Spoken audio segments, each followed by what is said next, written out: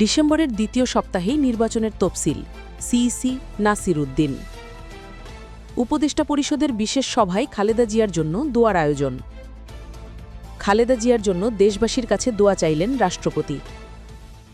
খালেদা জিয়াকে লন্ডনে নেওয়ার পরিকল্পনা করা হচ্ছে, মাহদি আমিন। হাসিনার দেখা পর্যন্ত আল্লাহ যেন খালেদা জিয়াকে বাঁচিয়ে রাখেন, হাসনাত আবদুল্লাহ। ৬২ বছর বয়সে বিয়ে করলেন অস্ট্রেলিয়ার প্রধানমন্ত্রী।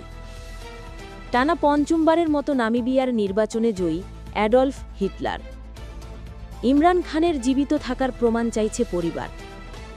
খালেদা জিয়ার দ্রুত সুস্থতার জন্য দোয়া চেয়েছেন তামিম ইকবাল। তারেক রহমানের দেশে ফেরা নিয়ে সরকারের কোনো বাধা নেই, প্রধান উপদেষ্টার প্রেস সচিব। রাজশাহীতে ৮ দলের বিভাগীয় সমাবেশ রোববার। ভাঙায় সড়ক দুর্ঘটনায় কলেজ ছাত্রীর উত্তেজনা ছড়িয়ে ভাঙচুর।